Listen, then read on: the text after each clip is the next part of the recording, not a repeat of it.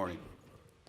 So it's just a quarter paper with Martin Kramert's Notre Dame Sora Masconale. And this paper has a strong empirical motivation. So we decided to develop this project because we believe that the classical results in empirical corporate governance are not clear anymore for several reasons. So the empirical corporate governance revolution started with a famous paper, 2003, Gonsper, Inchi, and Metric, that developed the G index, a measure of entrenchment for corporations. And they claim that the higher the index, the lower is the firm value. So when you try to rerun regressions using this index, and you cluster at firm level, and you put a fixed effect, everything disappears. So the claims that were made, were paper at least uncertain, using some standard econometric techniques. Second, 2007, Lucian Babchuk published a paper with a cross-section analysis of 7 years, claiming that the staggered boards are associated and actually causally determine a lower firm value.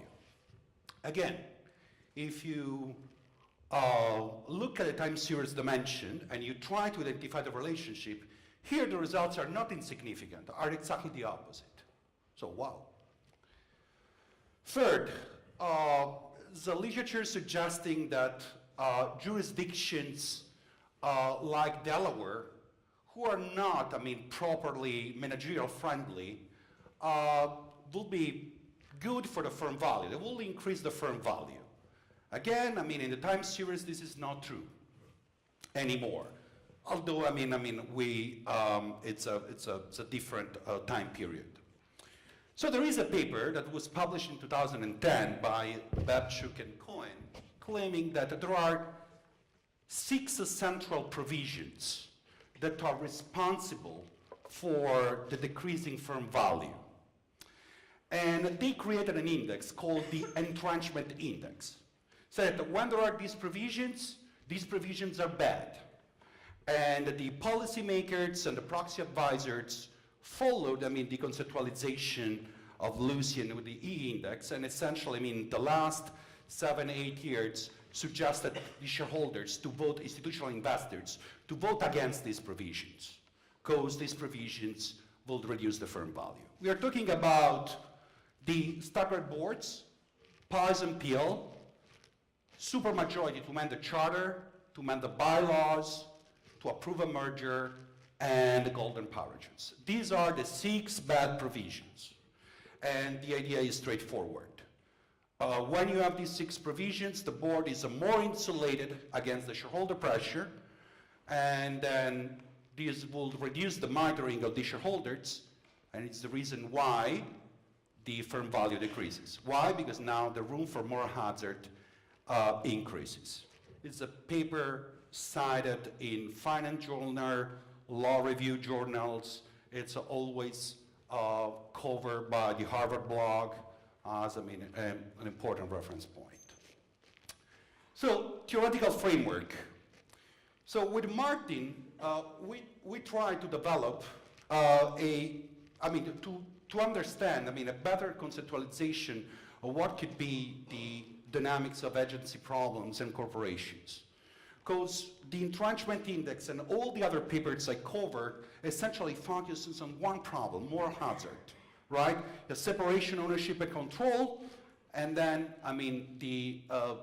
this a very primitive fact is responsible for the managerial moral hazard. And then corporate governance should address this primary problem. So we claim in another bunch of papers, of course, referring also to other famous literature, that there may be another important problem that we reframe as a limited commitment problem. So essentially, when you have separation, ownership, and control, if you distribute the formal and real authority only to the shareholders, the managers may anticipate at the equilibrium what the shareholders want, and then we may have some negative consequences. essentially in two directions. When you have, more complex technologies, such as innovation, which is riskier, then the managers may rationally reduce the level of innovation because they expose more managers to the shareholder retributions if they produce, a low outcome in the short term. And second, when a firm is it's operating with a more intense contribution of other stakeholders, such as customers, labor, then a corporate structure where the authority is in the hands of the shareholders may jeopardize the importance of this relationship. Other important theoretical motivation. So in an old era of corporate scholarship, we are talking about 1982, where the scholarship, the corporate law scholarship, was not so inflated by this empirical stuff. A friend of us wrote an article published in the Stanford Law Review and essentially made a claim. He says, there are some defensive tactics. Of course, it's a paper in the takeover era. There are some defensive tactics which requires the shareholder approvals. Example, the adoption of a staggered board. So when you have this shareholder approval, this is a sign of commitment of the shareholders not to early terminate the relationship with the managers. So the fact that there is the approval of the shareholders is a good signal. On the opposite, there are other defensive tactics where the shareholder approvals is not required. And so we cannot infer that there is this original commitment. This is the strong motivation for this paper. You will say why. So data. We have probably the largest data set on corporate governance provisions, 78, 2008. The data from 78 to 1989 are hand collected. The other are from risk metrics, but we checked the missing years because for a period risk metrics reported all the corporate governance measures only 3 years. And firm value and controls are standard for complex stuff.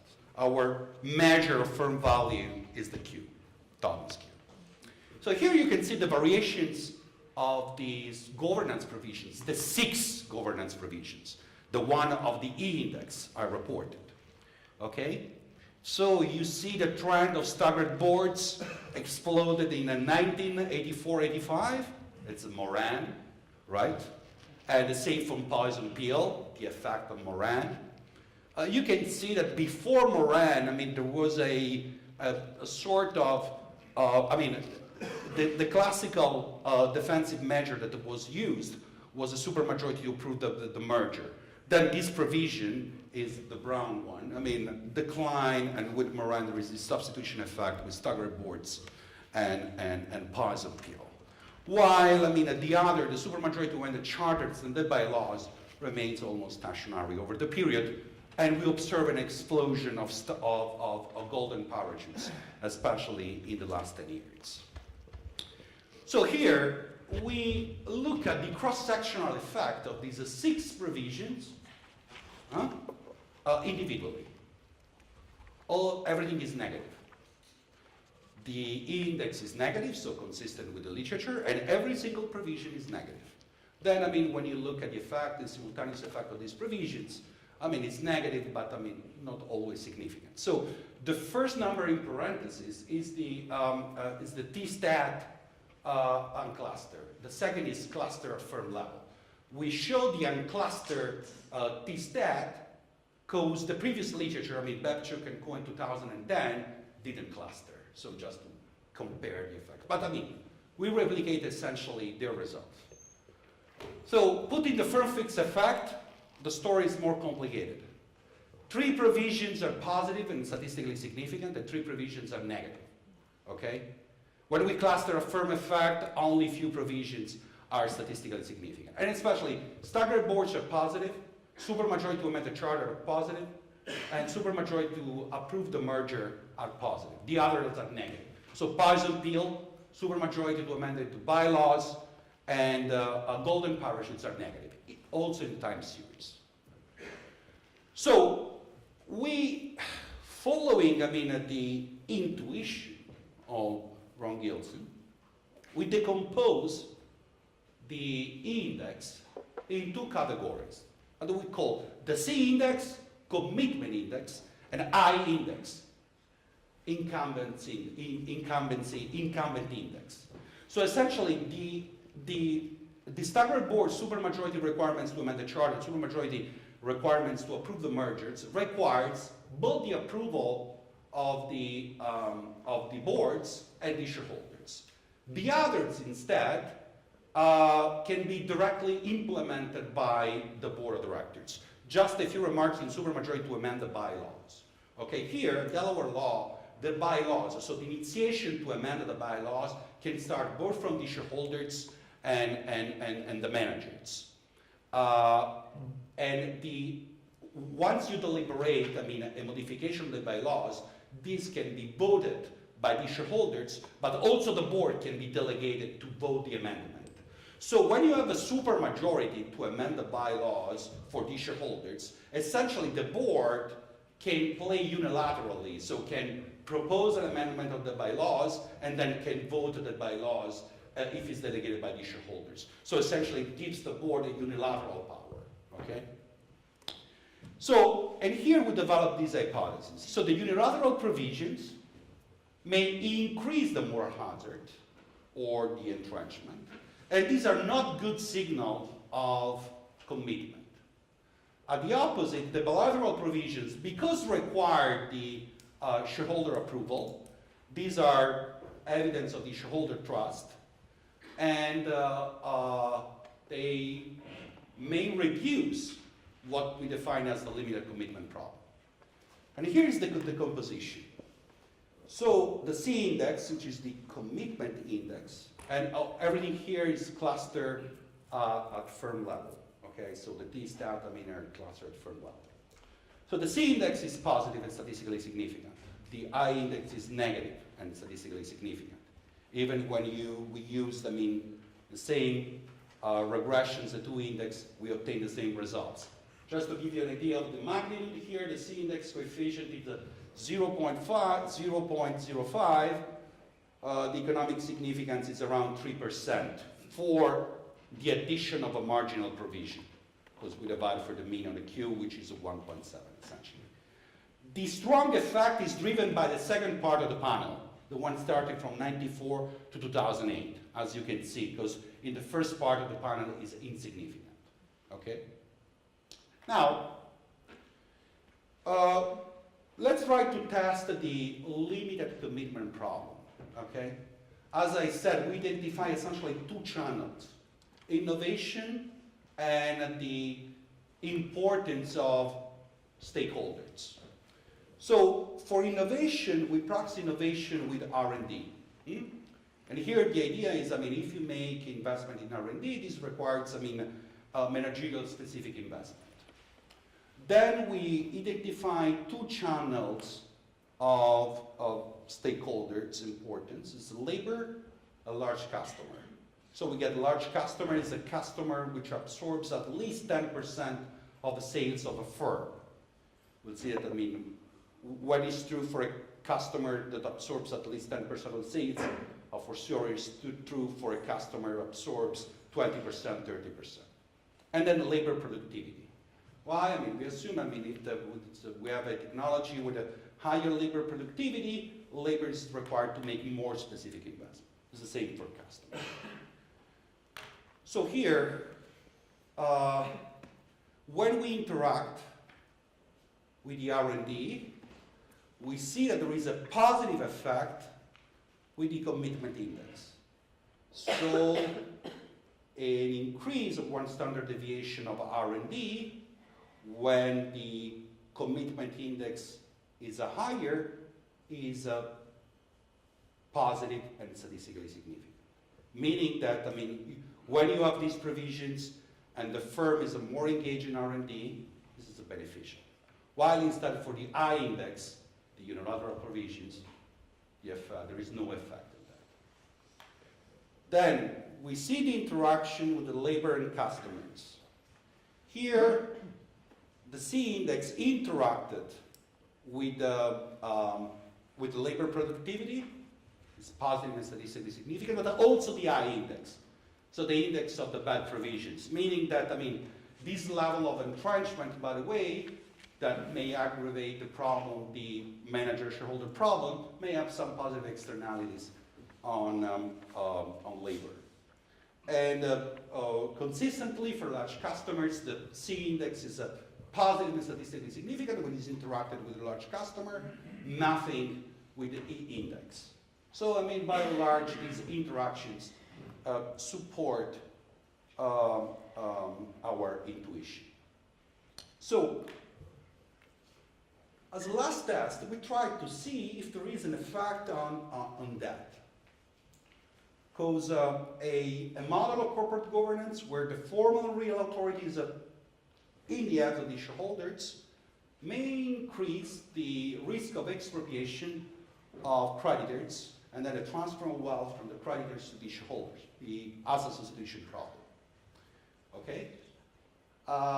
So we proxy that with the Z-score, right? The higher the Z-score, the lower the risk, and the opposite. So we see that when we have more C index provisions, the level of risk is lower. So the commitment index is consistent with the idea to protect more creditors. Like instead, when we have the unilateral provisions, the effect is the opposite. So this would suggest that the peel of golden parachutes, I mean, are not good to protect creditors, okay? And then, I mean, this is the last part of the stakeholder analysis. So, is this stuff identified? No. I mean, we're just showing associations. But we have same results when so I show you here the fixed effect analysis, which is a level analysis, but I mean, we have exactly the same results with the first difference. We also tried to match, using matching here. It's a more complicated using matching because we have 2 index each with 3 provisions.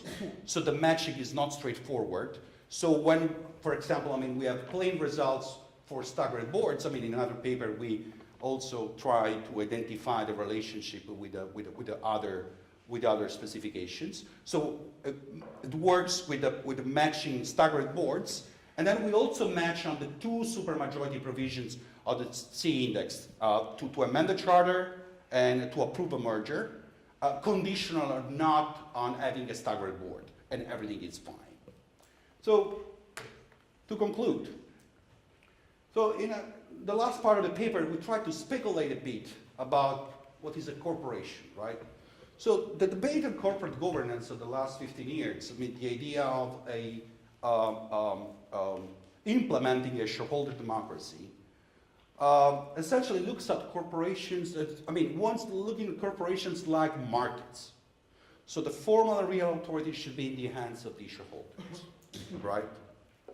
And then, the board of directors is just, a body that should have ratified and equilibrium anticipated whatever the shareholder wants. So I think the story is more complex. Corporations are not markets, but are not public corporation, of course, but are not, like bureaucracies, poor bureaucracies. This is the idea of an economist, Kornai, described this problem, the difference between the markets and bureaucracies using the idea of budget constraint. If you are in a market, you have a hard budget constraint, right? Because, you're continuously subject to the participation constraints. If you're doing good, you receive funds, otherwise it's done.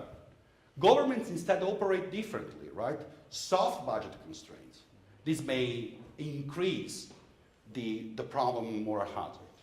So corporations, public corporations, at least are designed by the jurisprudence, American jurisprudence, and including, the one of Delaware, are hybrid institutions.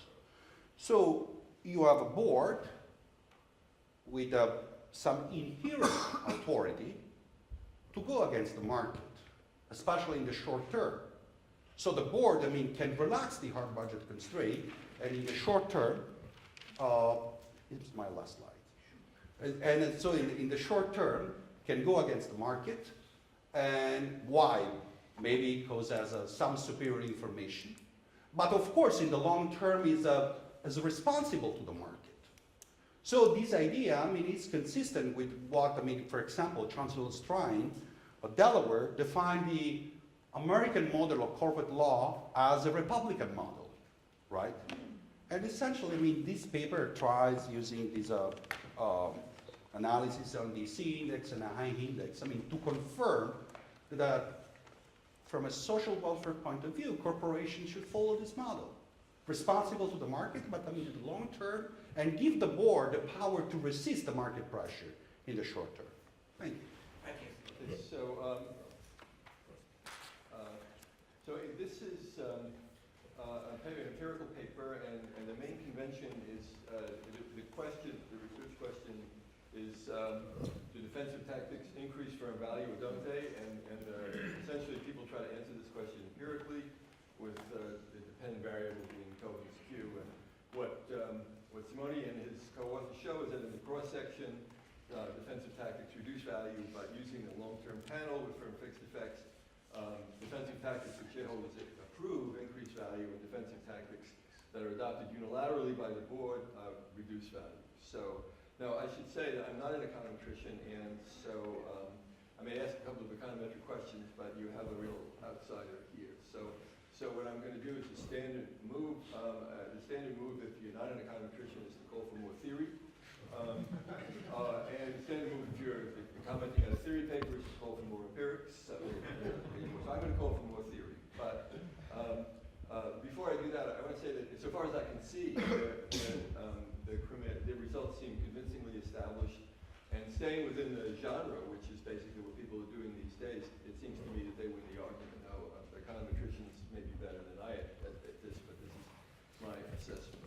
So I want to ask a couple of questions. First about the cross-section, and then I'm going to ask about the theory, and then I'm going to sit down being completely confused. So in the cross-section, for one thing, is so ask a couple of us. Suppose a firm's type is its ability to convert resources into profit, and that firms differ by type, so that firm A may have a higher marginal return to resources invested in firm B. So A would be a higher type firm. And then if you assume that a firm with a higher marginal return to resources with higher profits on average has a higher marginal cost of agency, it has more to protect and it's more complicated. So what you're going to get is a positive correlation between firm returns and high governance scores, but what you're going to see is that every firm is optimizing. So it's hard to say that if this makes sense, that defensive tactics are good or bad. Also, there are multiple governance techniques. So, for example, suppose you have two techniques, alpha 1 and alpha 2, and suppose there's substitutes. The reason I don't know if there's substitutes, but one of the points in the literature is it's hard to know when there's substitutes or complements. But if they are substitutes, and firms are heterogeneous in the sense that these techniques are differentially costly for high and low type firms, so you could have a high type firm setting alpha 2 to 0, a low type firm setting alpha 1 to 0, and then if you're going to run a regression, such as the one I put up there, what you're going to see is all the coefficients are biased down because some firms are using one and other firms are using another. So, so what do I kind of talk about? In my first example, every firm is making optimal governance choices, but some governance choices seem to create more value than others. And in my second example, because optimizing firms use different techniques to achieve the same governance results, regressions understate the effect of each technique. So I, as a complete outsider, I have a hypothesis, which is that there are no good or bad governance techniques. There are just good or bad firm choices. That is, sometimes firms pick defensive tactics that fit and sometimes they don't. Now, this stuff impeaches the cross-section, and the question I have for Simone, because I really don't know the answer, is whether the panel fixed effects method completely, or to some extent, corrects for them. Because if not, then the panel may also be a little bit unreliable in the sense of ranking defensive tactics as good or bad. So turning to the paper itself and explaining the results, my problem is I believe the results, I just don't understand them. So basically there are three theories here. So theory one is the board, which in my comment means managers, use defensive tactics to entrench themselves and then they consume private benefits. The other theory, which is the boards use unilateral defensive tactics to entrench themselves, but shareholders consent to defensive tactics that protect boards from expropriation by bidders or shareholders, because the shareholders tend to do bids.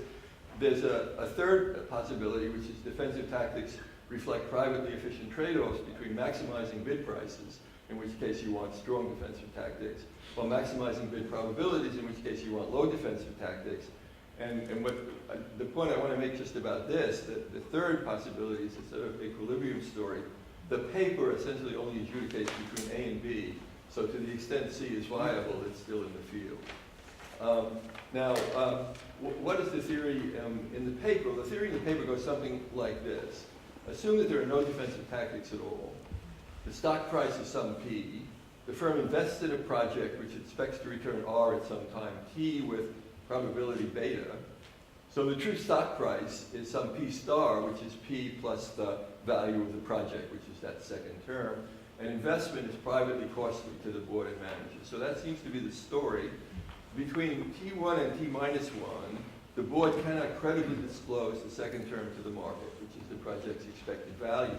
So that the price likely remains at P. This is the paper story. So an acquirer could buy the firm with a bid B less than P star and fire the board and the managers, and then they couldn't recover their costs and any gains. And so anticipating expropriation, the firm's not going to invest in the project. So that's the story.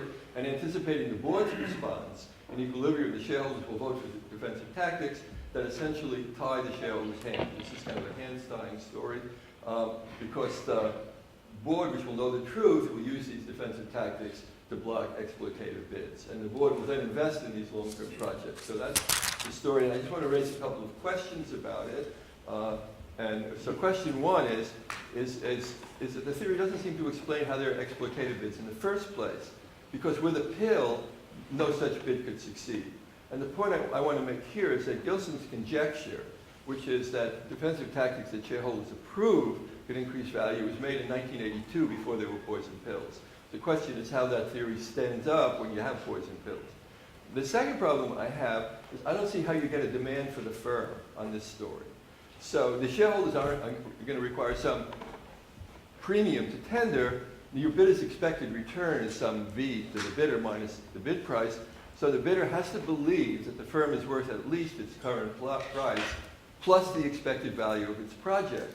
But in this story, there doesn't seem any reason to believe on the part of a bidder that the firm has a new positive value project if the market doesn't believe it. I mean, another way to put it is the assumption that the new project is private information to the firm that can't be disclosed seems to preclude the exploitative bids that would take advantage of that. So, I mean, are bids random? So my problem is I have trouble understanding although as I say, the results seem well established, but I don't understand the theory. I don't understand quite how this happens. So I want to point out a couple of theoretical gaps. I have a couple of other questions about the paper, and then I'm going to stop. So in the paper, Simone said this at the very end. So that's, is that a 5 or a 12? Oh, it's a 5. It looks like a 12 to me. Yeah. So basically the idea is that the firm needs protection in the short run, and then the paper says in the long run, when projects materialize, there is no economic rationale to continue to protect firm insiders from shareholder discipline. The question I have is whether there's some mechanism to implement some transition from the short to the long run. That is to say, I mean, the board should be declassified or declassify itself. If the project failed, then you really want bids. If the project succeeded, there aren't going to be any bids because the firm is fully valued. So there should be a declassification mechanism, but I just don't see what the mechanism is. So it could be that you're just going to have a classified board at time T, and at infinity you're going to have a classified board. So I think that there should be a little more work done on the transition. So yeah, I think I want to skip this because somebody didn't talk about it. Somebody talks about stakeholders, but since he didn't talk about it here. I won't. Finally, I want to just say that if you thought very deeply, as I'm sure you all did, about the diagrams and the pictures somebody put up, there's some kind of puzzle, which is that in the data, there seem to be systematic differences between defensive tactics types only in the last 20 years. Before that, the results seem a little random. And what the paper suggests is that the need for board protection has become more urgent recently, and that is why defensive tactics can, under the right circumstances, increase value. But my problem is that it seems that boards are more protected these days, given the pill, than they were in the old days. And so I guess I don't understand this switch in the data between defensive tactics that don't mean anything and defensive tactics that mean a lot. So I just want to say that the paper, it's a virtue of the paper that it covers a very interesting puzzle, but at the same time, I'm not sure it has a good answer for it.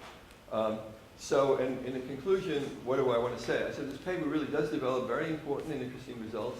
And all you can do, I think, in this field sometimes is just play the game that's being played. And so Simone and his co-authors play the game, and I think they win at that point. But viewed in a broader framework, the whole line of research raises questions to me. So, for example, why are we studying the welfare of firms anyway? I mean, the firms are one set of shareholders. The shareholders are pretty fluid. It would seem as if the more important question is the social welfare question. Do these defensive tactics increase welfare or don't they? But that is essentially not a big deal in the literature, and that's kind of a puzzle. Also, I have another puzzle about staggered boards, which is that if you actually look at running proxy contests, the problem with the staggered board, what people say, is you have to run 2 proxy contests to take over. But what we see out there is that institutional investors that control 70% of the market will not support majority slates. And the rating services will not support majority slates. So if you really want to take over a firm through the proxy contest route, you're going to have to run 2 proxy contests, whether there's a staggered board or not. So that kind of suggests to me, I just don't understand why staggered boards matter so much. Now, it may be that they matter so much, but once again, I'd like to have some theoretical reason for why. And as I said in my talk, it's a little hard to explain why you get exploitative bids, given the poison pill, and also given the fact that the whole exploitative bid story rests on a private information story that seems contradictory to me, or maybe contradictory. And then finally, it would be nice to have some equilibrium analysis in this market. So I like this paper in the sense that it wins the argument out there, or at least to an amateur like me, it wins the argument out there. But it raises lots of puzzles that I don't have answers to. Thank you very much. And then, shall we first collect some questions from the floor, and then you can pick which of the questions you want to tackle and which you want to just ignore. Okay, Luigi.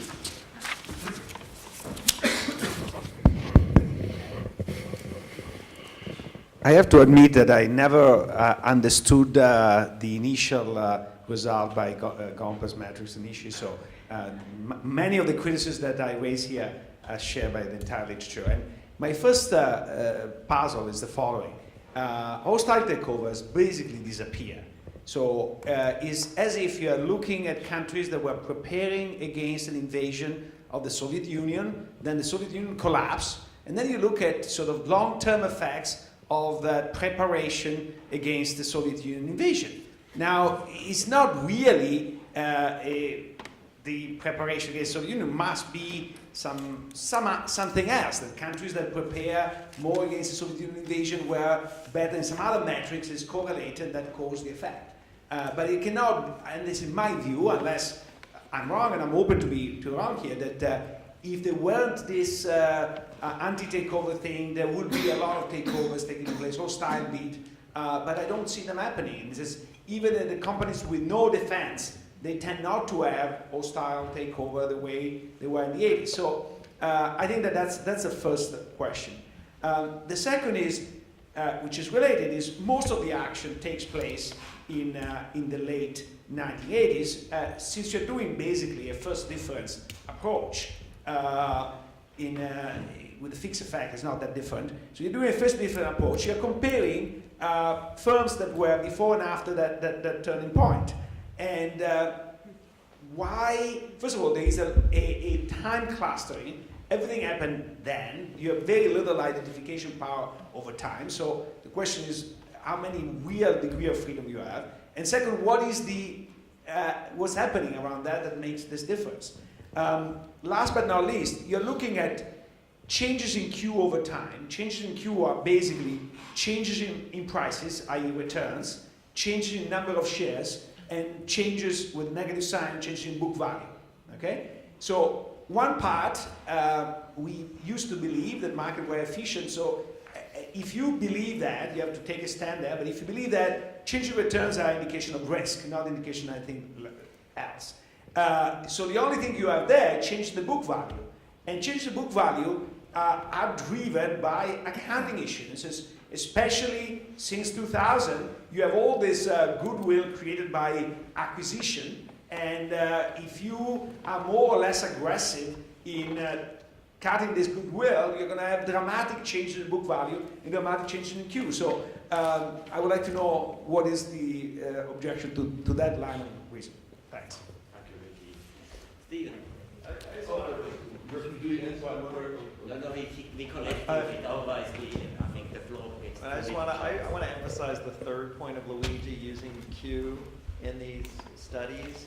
It is a waste of time for the reason Luigi said. If you're going to do this, you want to look at stock returns, and you want to look at stock returns in a way that's where you do it in the right way, where you have firms in the sample at the time, and then you look going forward where you can have some measure of change. And this paper doesn't do it. I've seen a lot of papers in this literature. Kramer's does them consistently, where you look at Q, you actually get a different result than you get with stock returns. The result tends to be there with Q, not with stock returns. And I think that's, the thing about the Gomper's ECGI metric paper is they found it both with stock returns and with Q. Of course, then it went away later, which is what Luigi's point is. So I would just re-emphasize, don't use Q, and I think that's maybe a problem for someone presenting later, but there you go, I won't say it again.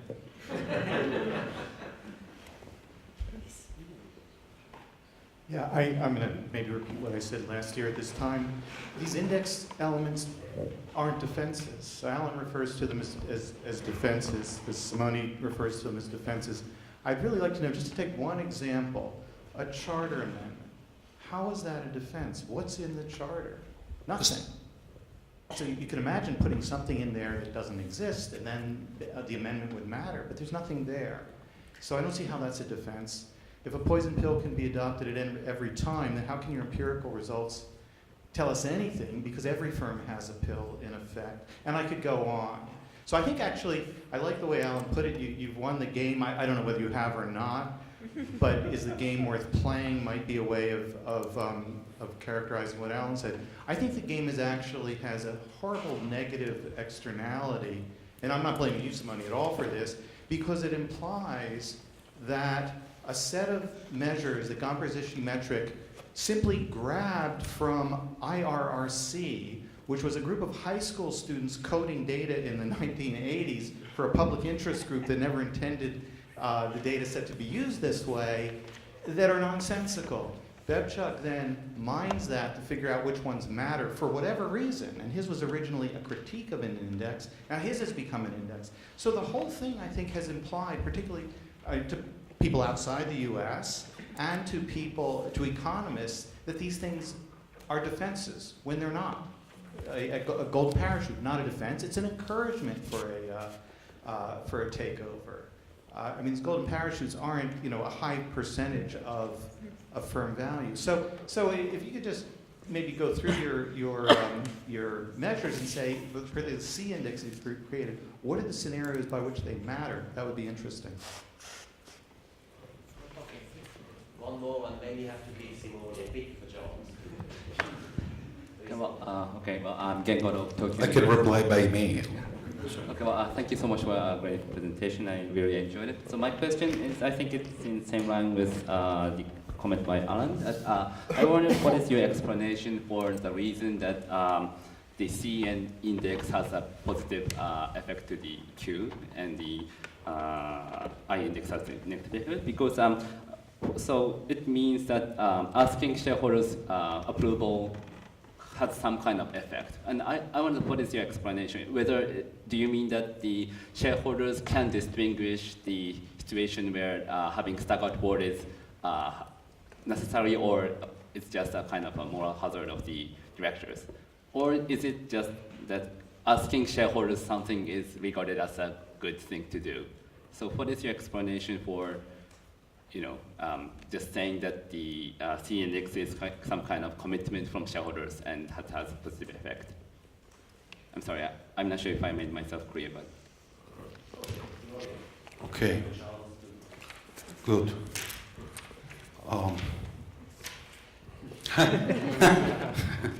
So, Alan, thank you very much. Great comments. And essentially agree with everything you said. So, it's a lack of theory. So the theory we provide doesn't fully explain the results, and especially, if you move to a general equilibrium perspective, some results are also strange, especially the significance. We should find, everything insignificant according to your theory. Also, concerning the empirical part, we don't know if these provisions are complement or substitute. So essentially what we try to do in a test that is one part, just a minor part is reported in the appendix, we try to look, for example, for the C index, the conditional effect of having supermajority, conditional on having or not a staggered board, right? And the conditional effects results are positive and statistically significant. So this would suggest, for example, and in one regression is clear that when you have a staggered board, which is a charter-based provision, and you have a supermajority to amend the charter, this is good. Because even if the shareholders may receive the pressure, the board may receive the pressure from the market to declassify the board, you have, the defense of the supermajority. So even if the board proposed that, then if the shareholders don't get the threshold established by the supermajority, the board cannot be declassified. So it's a higher order commitment. Theory-wise, so essentially how I see the interactions of these corporate governance provisions is as follows. So you may agree that in the short term, especially when the board or the managers have private information that cannot be disclosed in the short term, because you do not observe, let's say you have CEO started at T0, then at T1 you observe an outcome, which is a hard information, can be high or low. You observe a low outcome. And you don't know if this low outcome comes from a bad manager or from a good manager who invested a lot in a new technology, right? So you cannot separate. You have an adverse selection problem. So this means that in the short term, the information that the investors can get from prices are not informationally efficient. In this respect, having governance provisions may be valuable, because you can use a governance as a substitute for price. In the long term, instead, let's say that the CEO now stays, for instance, the last 7 years, you observe 7 consecutive outcomes. Negative, negative, positive, positive, positive, and then you have another posterior. Now, it's hard to believe that after observing such hard information for a long period, the market, it's still in a asymmetric information position like we're at T1. So asymptotically, prices will disclose the private information that were private information at T1. Meaning that in the long term, the size of private information, managerial private information, is reduced. And then there is no need for governance protections, because if a manager is good, then it will be protected by the prices. If a manager is bad, then it's better that the manager get replaced. So for this reason, probably a meaningful theory of these governance provisions is to think that these provisions not like perpetual provisions, but provisions with a term. So you may put in place a staggered boards or supermajority provisions for 4 years, And then these provisions, after 4 years, automatically expired.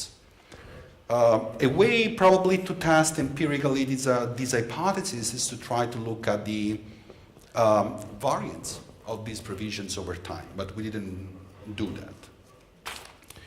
that.